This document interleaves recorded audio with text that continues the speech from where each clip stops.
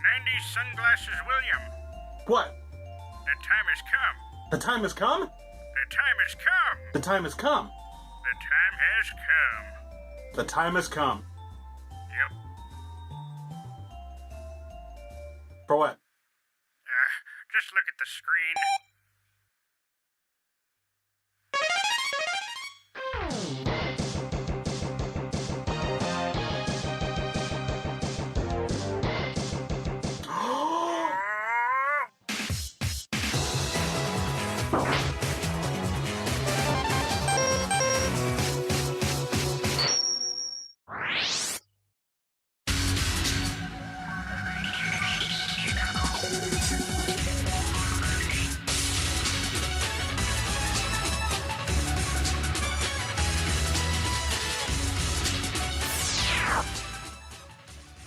I f***ing love Megaman X. Now, I know that's not really a secret if you've been here from the very beginning. I mean, hell, actually, once upon a time, there used to be a Let's Play Wikipedia out there, I don't know if it still exists, that said that we were the channel to go through when it came to anything and everything Mega Man. Well, who were we to make them liars? But in truth, the reality is, my love for Mega Man X, the character and the video games, all stem back to my childhood on the Super Nintendo Entertainment System, like with many others. Back in the 90s, I had every Mega Man X game during their prime, so I know these games on a very intimate level, believe me. But I don't know what possessed my parents to go looking for each sequel when they were released, since I was too young to know that sequels were even coming out. But regardless, they were all mine. Well, that is until they were all stolen years later, but until that happened, I did have plenty of time to grow nostalgic memories with each one. Now, a few years ago, Gene and I did this 3-in-1 video about the Mega Man X games on the Super Nintendo, and yeah, it was a fun video to make, but it didn't cover everything that I wanted it to. We didn't spend enough time talking about the actual game, so forgive me for treading familiar ground, But this is my channel and I'm righting my wrongs. I do love classic Mega Man, believe me on that, but my introduction into the Mega Man franchise at large actually was with Mega Man X1, and I could not think of a better game period to start any beginner on trying to play a Mega Man game for the first time, or hell, any game, because this game here is damn near as close to flawlessness.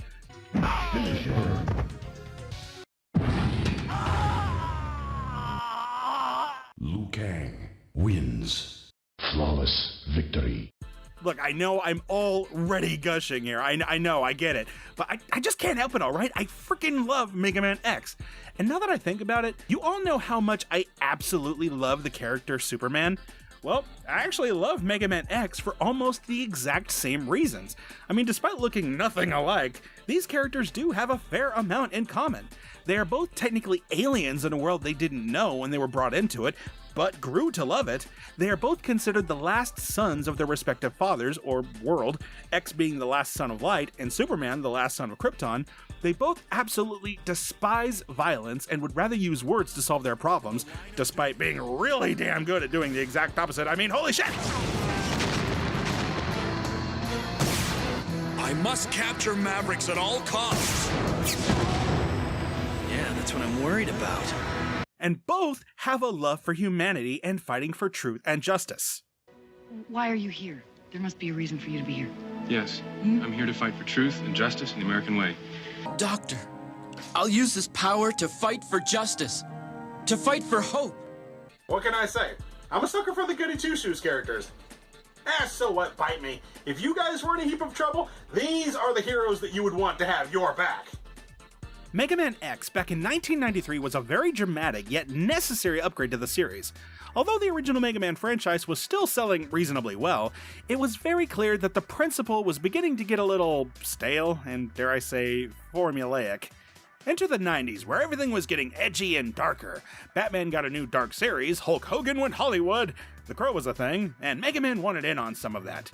Whereas the original series was very light in tone and cutesy, with a story that didn't really go anywhere beyond Dr. Wily is up to no good again, everything is heavier in X. Even the arm cannon, I mean, just listen.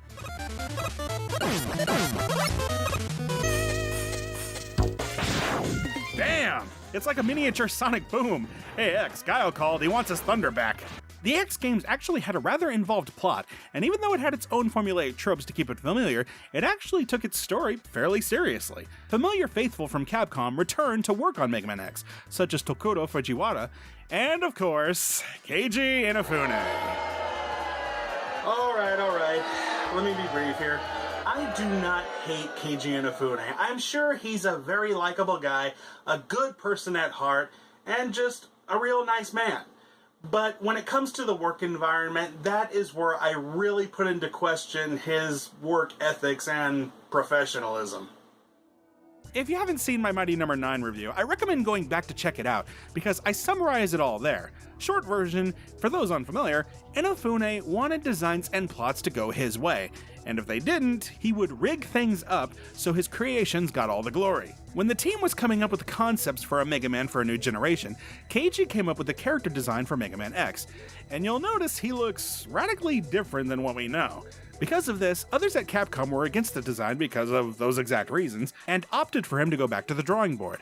Keiji apparently wasn't very happy with this, and according to sources I've read, had someone else design the new character, which ended up being the true blue hero we came to know. However, Keiji still was not having it, and even though his design was rejected, from his very own mouth in an interview, Keiji said, and I quote, "I had another designer create the new Mega Man, and I worked on Zero to release him as the other main character that would steal all the good scenes." Yeah, well, that sounds real cute to say in an interview almost 20 years later. There's no denying that there's a pretty petty nature in there. Yeah, it gets really out of control when you see just how far Keiji really attempted to take it in future installments, but that's another story.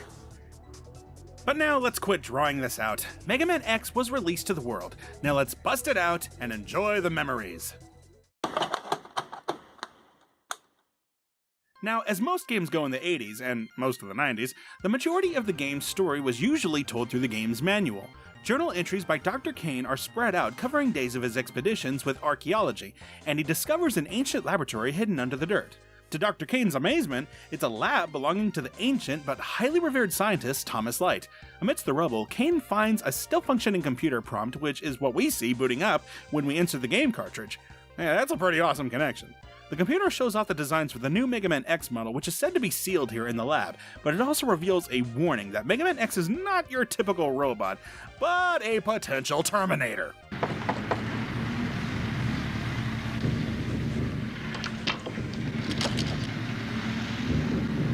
Sarah Connor? Yes?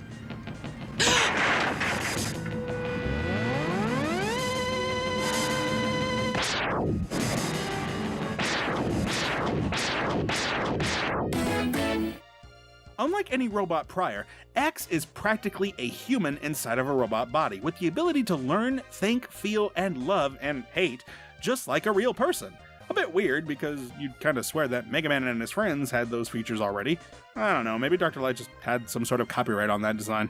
Anyway, fearful of Mega Man X going rogue, and because Dr. Light knew he wouldn't live long enough to teach his new son how to be a Mega Man, he locked X away in a pod during his construction with a training program of sorts to raise him and test his reliability for 30 years. Hey, that sounds kinda like what Jor-El did with Superman when he discovered the Fortress of Solitude for the first time.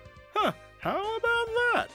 Unfortunately, since Light's passing, this lab has been pretty much lost to time for apparently a few hundred years, let alone 30. Now, you may have been questioning, where are classic Mega Man, Roll, Rush, and the rest of the classic series characters?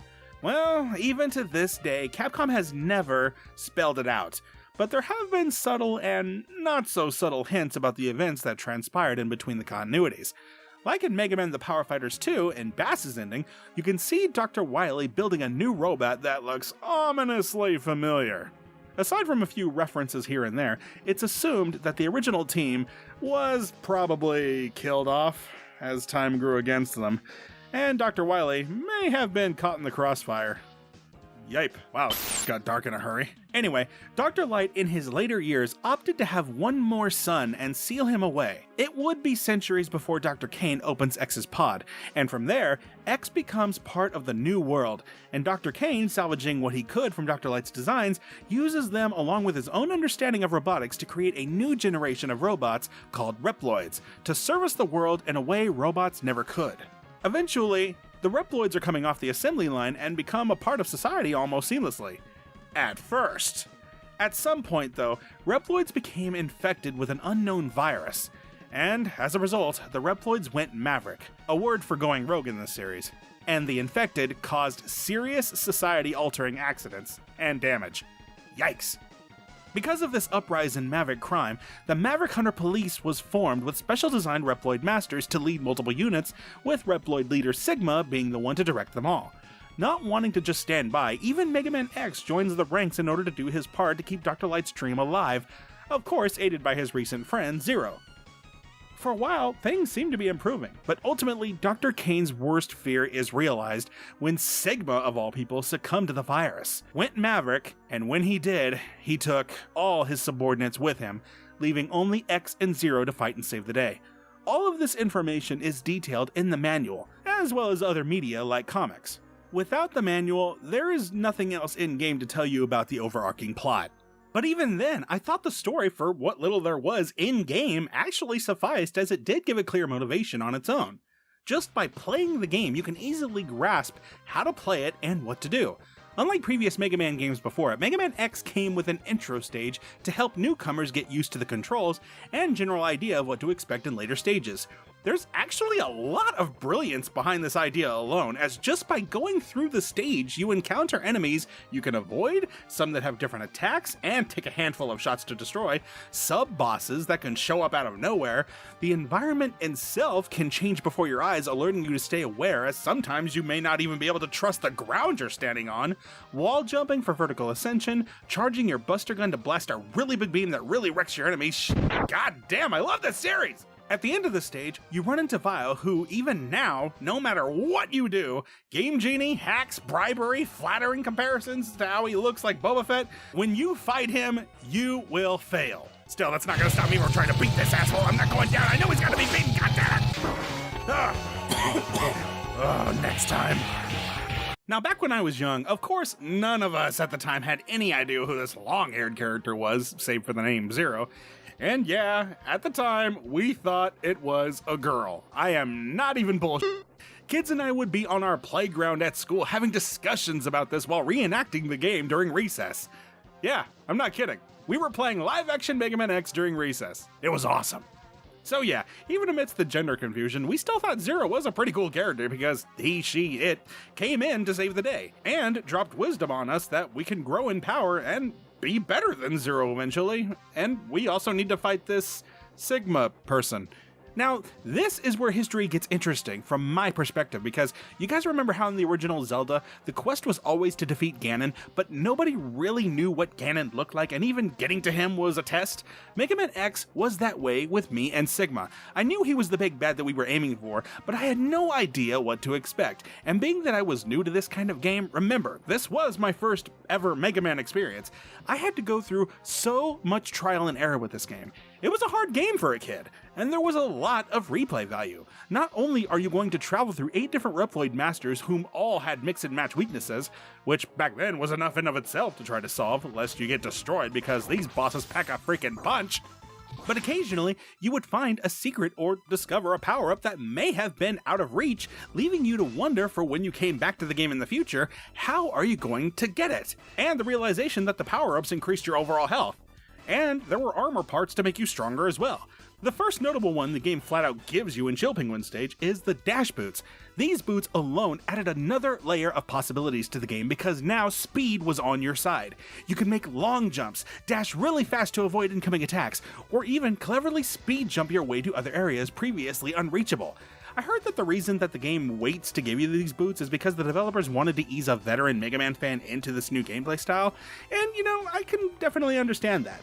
While Mega Man eventually was able to slide in his own games, there was only so much you could really get out of it, and you definitely couldn't do any long jumps or half the acrobatics that X can, so this new feature definitely broke the consistency in all of the right ways.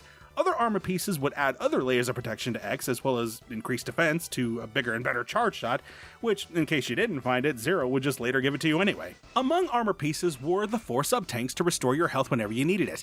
Finding about all of this was very stressful and very demanding for a child like me at the time to discover. The menus made it obvious that there was only 4 sub-tanks, and based on probability, I knew there had to be 8 heart containers to increase my health, all of which was either hidden in the stages or strategically put somewhere just out of my reach, making me ponder what I needed to do to get it.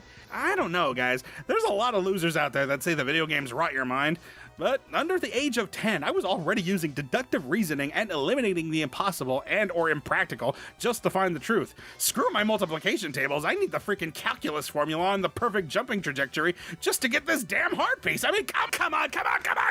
Oh, I love this game with a passion. The replay value was really out there for its time because you could actually get really far into this game, even up to the final stages, having not seen or found everything there was to find. Yes, it would make the game that much harder, but all the more it encouraged the player to search high and low, as the levels, I believe, to this day, are very well designed and crafted. For one thing, they're interconnected. What you do elsewhere impacts them. Defeating one stage can actually have varying effects on another, which may help you find some of those hidden goodies you were missing out on. For example, beating Chill Penguin stage will cause Flame Mammoth's level to freeze over, getting rid of all of the hot lava. Defeating Storm Eagle's stage will cause his airship to crash down into Spark Mandrill's stage, getting rid of all of the lightning obstacles. What's more, the sub-weapons you get from defeating bosses, like in classic Mega Man games, affect other bosses. Sure, but now the different weapons can have varying effects. Probably the best and cruelest is, even though the tornado is Flame Mammoth's weakness, if you use Boomer Kawanger's weapon, you can cut off his freaking trunk.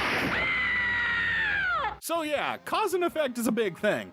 Ultimately, I would find all of the armor parts, all of the hard tanks, and all of the sub-tanks, and from there, I knew I was ready. After defeating the Reploid Mavericks, Zero comes in saying that he's found Sigma's whereabouts and it's time to take him down. Duh! Yikes. Is that what Sigma looks like? Daddy Warbucks on steroids? Yeah, back then he was kind of freaky looking. I don't know, maybe it's the weird-ass smirk. Grrr. Of course, years later, I found out that the super special secret, which honestly, without the internet or Nintendo Power, assuming they ever even mentioned it, I don't know how anybody would have found out about it. After obtaining every secret in the game and having plenty of lives to spare, by returning to the Armored Armadillo stage, either completing it 4 or 5 times or dying 4 or 5 times, a new armor capsule will appear above the stage's end, which reveals a very buffed out Dr. Light. Damn! You don't even need to ask if he lifts, bro. Oh, right, Dr. Light, I should mention. Like I said about finding the armor parts hidden in stages, it turns out Dr. Light, once again, just like in Superman lore, like Jor-El, Dr. Light left this artificial intelligence version of himself stored away in secretive capsules to talk to X, encouraging him about his destiny and to give him presents. Yeah! Every day is Christmas! Over the course of this series, they kind of fudged this whole artificial intelligence thing because early on, it seems like Dr. Light's messages are just pre-recordings he made before passing away.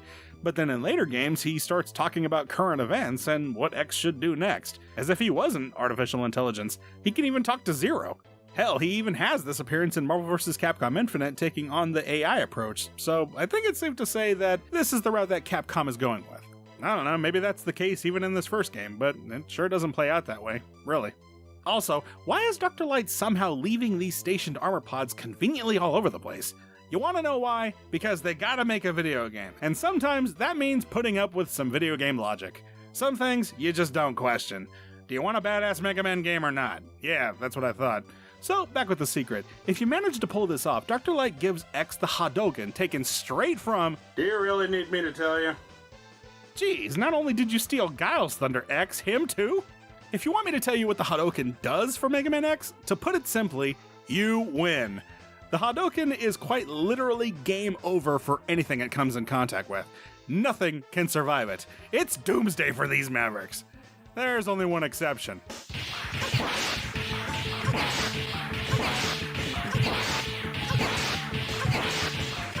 Oh, come on. How thick is that plot armor? Well, in any case, Zero self-destructs, destroying Vile's cheat device, and boom, yeah, to hell with you. Oh God, Zero, what happened, bro? You look fucked up. Oh, get up, you big baby, walk it off, it didn't hurt that much. So yeah, this is where things start to get serious for me. I busted my ass to make it this far, and as a kid, you only had so much time to keep trying this stuff. From school, to homework, to weekends, I had only so much time to get better and better and better at this game, and finally, I'm as ready as I can get. Honestly, this is where I found out that most of the sub-weapons you've been getting from the bosses are most useful here. By charging up the weapons, you can use them in handy situations like bypassing enemies or destroying them on impact. Some are definitely more useful than others. Anyway, the last few stages are a gauntlet of everything the game can throw at you, and even the Reploid Mavericks are resurrected and scattered throughout the stages to ambush you. But at this point, come on, I'm the deadliest thing in this game. I'm not afraid of these bastards, let's do this! Round 1, fight! Hadouken! Hadouken! Hadouken! Hadouken! Hadouken! Hadouken!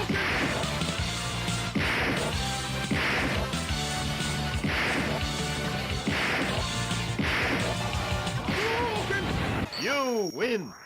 So now we finally get to the last stage where Sigma awaits, and he brought his little dog too. While it's not clear at first, it's later in lore discovered that Sigma has some weird fascination with X and his ability to be more, well, human than any other Reploid can, and he opts to take advantage of that potential weakness. Although Sigma is corrupted by the virus, he still has his ideals, which basically amount to kill all humans, so Reploids can fill the Earth, because Skynet? The first fight is not so hard. Actually, it's pretty easy if you use the shotgun ice. Hadouken! Or, you know, that. Sigma's first form also isn't too hard once you get the pattern down. He most often just likes to jump from wall to wall. Even so, he's no match for the Hadouken! Or just really good timing in between his leaps. But still, if you're not careful, this fight can be harder than it needs to be. His second form is where the real test comes in. Now, the Hadouken doesn't work. Mostly just because it can't reach. Avoiding the thunder strikes and the flames are now your main concern. The blue shield attack is definitely going to be your best friend here, but also if you haven't filled up your sub-tanks by this point, you may want to make that a priority because you'll be guaranteed to use at least 2 of them here if you're not good at dodging. Still, with enough patience and diligence, Sigma will go down. Now that, my friends, is what I call a video game. When I saw that for the first time many years ago, I was on top of the freaking world. Just looking at X standing victoriously over the destroyed remains of Sigma's rebellion.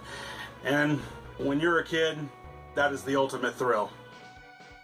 The story ends with X pondering over the hardships he had to go through to succeed, as well as the sacrifices that happened along with it, losing a friend and the probable lives that were lost. X wonders how long it will take for Dr. Light's dream of a world where humans and robots can live peacefully together to be realized. At the end of the day, all he can keep doing is fighting for it. Well guys, that's Megaman X, and honestly, you really don't need to hear it from me or anyone else to tell you that this is a damn good game, and it holds up impeccably well.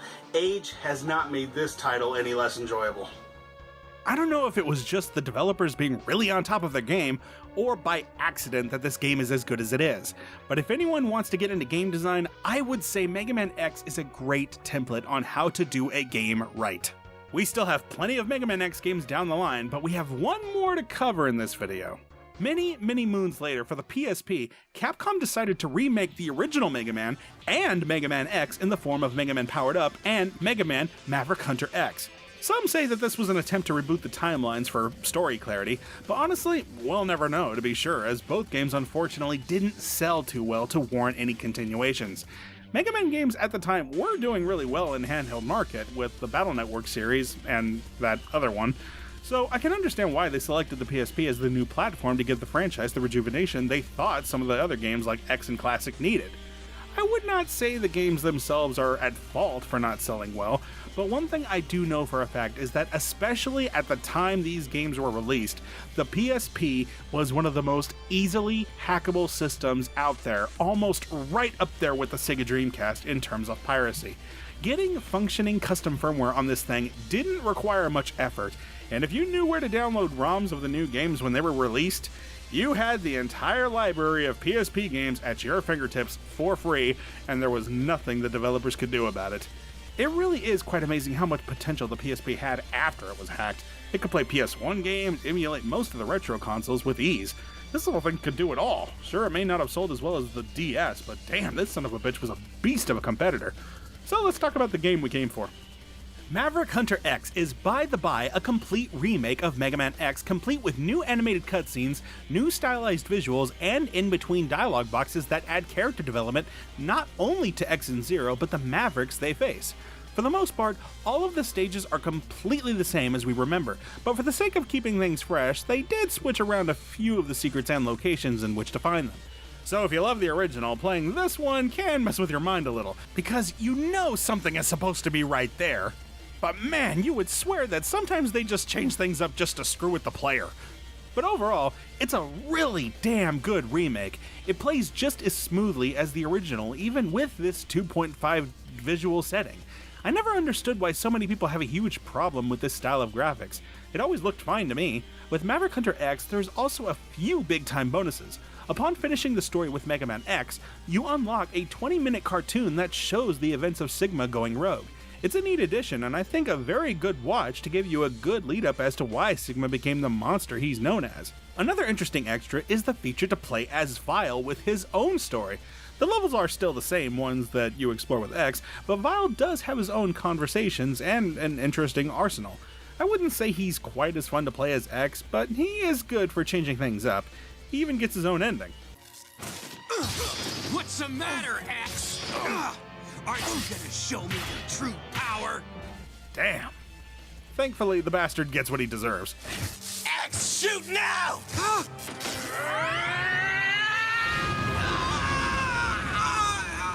All in all, Mega Man Maverick Hunter X is one of those remakes that I believe is actually worth your time. It does the job the original does, and then some, with an updated score of the same music, and everything that made the original great. Even the Hadouken is back. If you guys can find a copy of either of these games, you are sure to have a damn good time. Well, my friends, this is just the beginning. With Mega Man X being such a big deal and a pretty big success in my eyes, there was no doubt that sequels were definitely going to be on the way. So be sure to come back and join me, as next time we're going to be diving into the first sequel to Mega Man X, Mega Man X2. Can't wait to see you there. Meanwhile, you've been watching the Brotherhood of Gaming.com. I'm William Morris. And also, subscribe. Be sure to click that little bell down below so you'll be notified whenever we upload a new video. And see you next time. I urge the people of the future to remember that X is my, nay, the world's hope.